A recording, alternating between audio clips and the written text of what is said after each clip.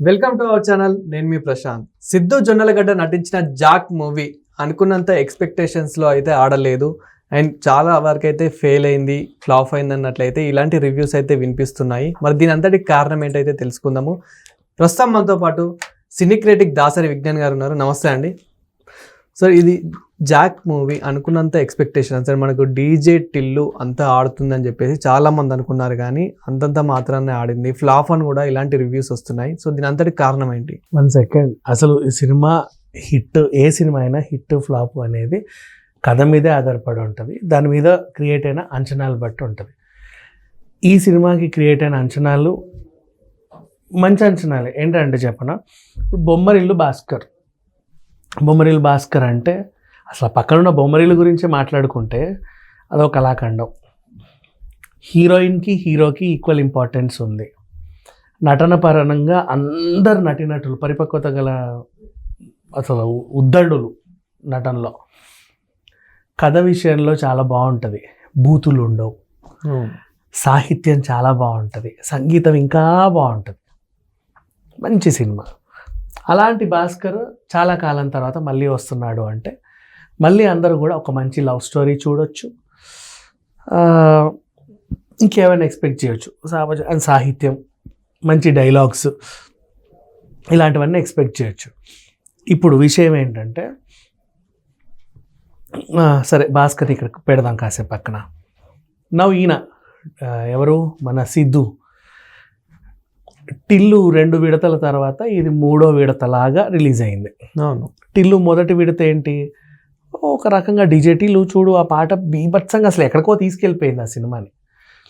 Next మళ్ళీ 2వ విడత పర్ఫెక్ట్ సీక్వెల్. సీరియస్లీ అంటే ఆ సీన్ని మళ్ళీ రీక్రియేట్ చేసి అక్కడి నుంచి దాన్ని ముందు తీసుకెళ్ళిన తీరు నిజంగా చాలా బాగుంది. అతను ట్రాప్ చేయడం అంటే దృశ్యం 1, దృశ్యం 2 లాగా పర్ఫెక్ట్ సీక్వెల్. అలా ఆ 2వ విడత కూడా వర్కౌట్ అయింది. 3వ విడత కూడా తీయొచ్చు దాన్ని ఇంకో రకంగా ఎట్లాగైనా. ఆ ప్రయత్నంలో ఉన్నారేమో, ఈ జాక్ కూడా అదేనేమో అనుకున్నారు. ఇక ఆ హీరో డైలాగులకి వాటికి వీటికి ఫ్యాన్స్ ఉన్నారు. నాకు కూడా పర్సనల్గా చాలా ఇష్టం సిద్ధు. ఎప్పుడు నీకు తెలుసా, మనం మెహదీపట్నం నుంచి శంషాబాద్ పోయి ఆ ఫ్లైఓవర్ ఉంది పెద్దది, అవును, అది కట్టే రోజుల్లో జోస్ షూటింగ్ అయింది కరెక్ట్ అక్కడే ఆ రేతిబౌలి సర్కిల్లో. పైనుంచి ఆ పెద్ద ఆర్టీసీ బస్సుని కింద పడేసే సీను, స్టూడెంట్స్ అందరూ హాకీ బ్యాట్లు పట్టుకొని గొడవలు చేయాలి. అప్పుడు అండర్ కన్స్ట్రక్షన్ అది. అక్కడ వరకు ఆ ముక్క ఆగి ఉండేది. అక్కడ జోష్ షూట్ అయింది. ఈ పిల్లోడు ఒక 100 మందిలో ఒకడు, కొంచెం ఫ్రంట్ ఫేస్. అప్పుడు చూసా. తర్వాత గుంటూరు కారం అట్లాంటి సినిమాలు 1-2 వచ్చేసరికి పర్లేదులే ఈ అబ్బాయి హీరోగా వచ్చాడు చూద్దాం. హిట్లు అందుకునేసరికి అరే ఏదో విషయం ఉంది. టిల్లులో చూశాక ఇతనిలో విషయం ఉంది అనిపించింది, ఎక్కడికో వెళ్తాడని కూడా అనిపించింది. బట్ అలాంటి అంచనాలతో జాక్. బేబీ గురించి కూడా మాట్లాడుకుందాం. ఆ పిల్ల వైష్ణవి చైతన్య, తెలుగు అమ్మాయి, చెల్లెలి క్యారెక్టర్లు వేసుకున్న అమ్మాయి, ఏ క్యారెక్టర్ అయినా పర్లేదులే ఇండస్ట్రీలో ఉంటే చాలనుకున్న అమ్మాయి. అన్ఎక్స్పెక్టెడ్గా వచ్చిన సినిమా తీస్తే అది ఎక్కడికో వెళ్ళిపోయి పెద్ద హిట్ అయ్యి ఆమెకు ఓవర్ నైట్ స్టార్డమ్ తీసుకొచ్చి బొమ్మరిల్లు భాస్కర్కి హీరోయిన్ అయింది. ఒక జెనీలియా లాంటి వాళ్ళని, అంటే మంచి మంచి హీరోయిన్లని పెట్టుకున్న డైరెక్టర్. ఈ అమ్మాయిలో కూడా ఏదో విషయం లేని పెట్టుకోడు, అంటే పర్ఫార్మెన్స్ ఓరియంటెడ్ హీరోయిన్లను సెలెక్ట్ చేసుకుంటాడు. ఊరికి ఆడి పాడి గెంతే హీరోయిన్లను భాస్కర్ సెలెక్ట్ చేయడు. అట్లా ఈమెను ఎంపిక చేశాడంటే తను పర్ఫార్మెన్స్ ఓరియంటెడ్ హీరోయిన్ అని అర్థం. ప్రమోషన్లు కూడా గట్టిగానే చేశారు. ఆ పిల్ల ఏదో అని వైరల్ కూడా అయ్యింది, అది నోరు జారి. ఆ భీమవరంని రాజమండ్రిని భీమవరం ఏదో అనింది. ఓ బూతు కూడా మాట్లాడి, ఇట్స్ ఓకే. సినిమాలో కూడా బూతులు ఉన్నాయి కాబట్టి ఆ మాట్లాడింది కదా చెల్లింది. బయట ఇంటర్వ్యూల్లో కూడా బూతులు మాట్లాడుకుంటూ సినిమాని నెట్టుకొచ్చారు. ఇప్పుడు ఇంత చెబుతున్నాం, మరి సినిమా ఎలా ఉండాలి? మళ్ళీ BVSN ప్రసాద్ నిర్మాత అంట, మంచి నిర్మాణ విలువలు.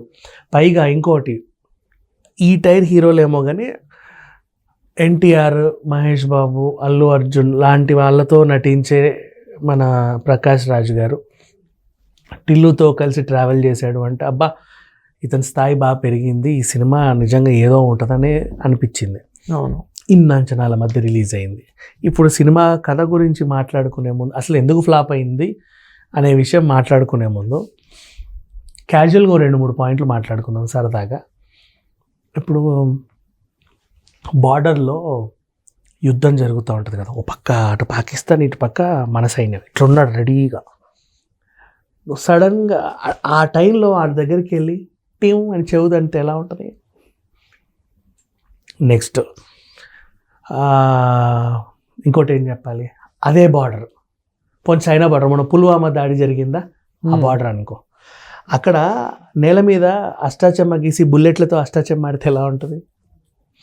ఇంకోటి, 2 బార్డర్లకు మధ్యలో ఈ రౌండ్ కంచి ఉంటుంది చూడు, దాంట్లో వస్తా అని వెనుకని హీరో హీరోయిన్లు డ్యాన్స్ వేస్తే డ్యూయెట్ వేస్తే ఎలా ఉంటుంది? సింపుల్గా ఎలా ఉంటుంది? చండాలంగా. నెక్స్ట్ మనకు తెలిసిన ఒక పెద్ద పోలీస్ ఆఫీసర్ పేరు సరే సజ్జనార్ గారు బాగా ఫేమస్ కదా, ఆయన గురించి మాట్లాడుకుందాం. సజ్జనార్ గారి రిటైర్ అయిపోయాడు అనుకో, ఆ జాబ్ ఇంకొకరికి ఇవ్వాలి. నువ్వు నేను రెజ్యూమ్స్ వేస్తే మన ఇద్దరికి ఒక టాస్క్ ఇచ్చి సెలెక్ట్ చేసేస్తారు. చేయొచ్చు అట్లా. ఇప్పుడు ఈ సినిమా కథకి వెళ్తా, ఈ ఎగ్జాంపుల్స్ అన్నీ వదిలేసే. రా ఏజెన్సీ మీద ఎన్ని సినిమాలు వచ్చాయో మనకు తెలుసు. సిఐడి కూడా ఎంత పవర్ఫుల్ ఆఫీసర్లో తెలుసు. అంత ఆషామాషిగా ఎవరిని పడితే వాళ్ళని తీసుకోరు. ఇక్కడ సిద్ధు జొన్నలగడ్డ ఆడుతూ పాడుతూ అల్లరిగా చిల్లరిగా తిరిగే వ్యక్తి. ఈయనకి ప్రతి ఒక్కరికి ఒక కళ ఉంటుంది కదా, ఈయనకి స్పై ఆపరేషన్లు అంటే మక్కువ. అలా ఏం చేస్తారు, దేశాన్ని ఉద్ధరించే పనిలో ఏదో దాంట్లో స్పై దాంట్లో వేలు పెట్టి దాన్ని పరిష్కరిద్దామని ఒక తపన ఉంటుంది ఎప్పటి నుంచో. ఈయన రా ఏజెంట్కి అవ్వాలని ఇలాంటివన్నీ వాళ్ళే చేస్తారని చెప్పి 2 పేపర్ల రెజ్యూమ్ పట్టుకొని వెళ్తే యు ఆర్ సెలెక్టెడ్.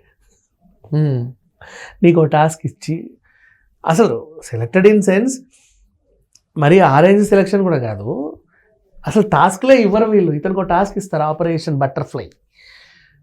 మరి ఆ సీతాకోక చిలుకల ఎంత బాగా ఎగరాలో చూడాలి. ఆ తర్వాత ఇంకేమైంది, ఆ ఇంటర్వ్యూకి సుబ్బరాజుతో పోతాడు. ఆ సుబ్బరాజు ఏమో పెద్ద సీనియర్ ఐపీఎస్, అసలు ఒక రేంజ్ ఆఫీసర్. ఆ ఆఫీసర్ ఈయనను పట్టుకొని అక్కడి దాకా వెళ్ళడం ఏంటో చాలా ఫన్నీగా అనిపించింది.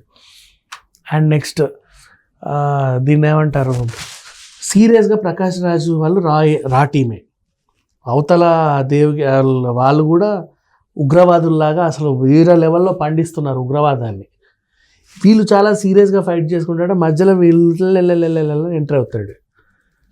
ఇంతవరకు బాగానే ఉంది కదా, నా కొడుకు ఏదో చేస్తున్నాడమ్మా నాకు అర్థం కావట్లేదని ఒక ప్రైవేట్ డిటెక్టివ్ దగ్గరికి నరేష్ వెళ్ళాడు.